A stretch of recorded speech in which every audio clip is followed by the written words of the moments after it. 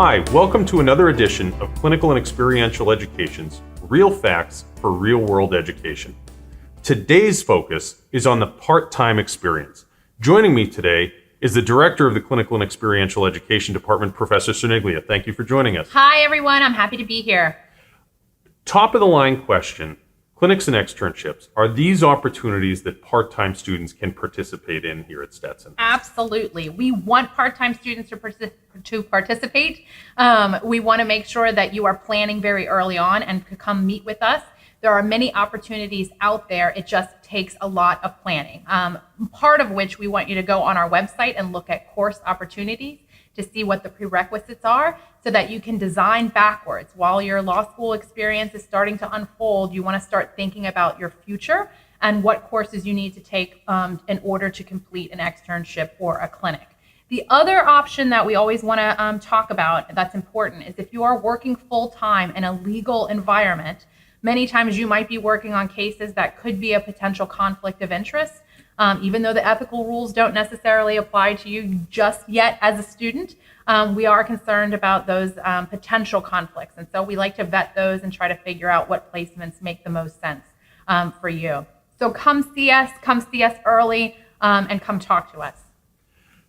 Professor, when students start putting together that backwards design to plan for participating in a clinic or externship, what are some additional factors they may want to consider? Things like when externships and clinics take place, how externships and clinics might fit in a schedule.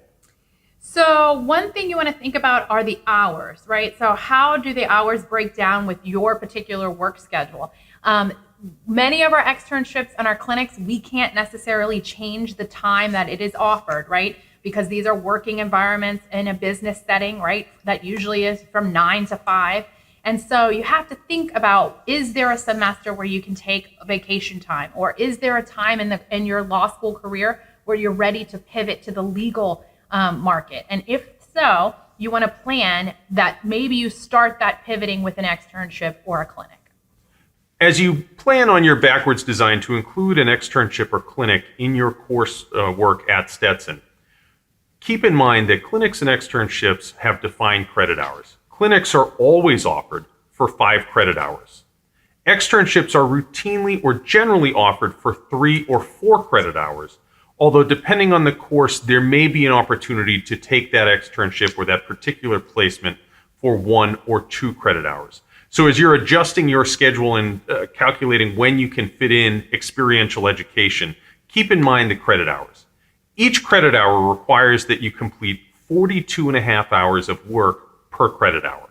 Thus, a 3-credit externship, as you'll see in the slide, is offered for 128 hours. A 5-credit clinic is offered for 213.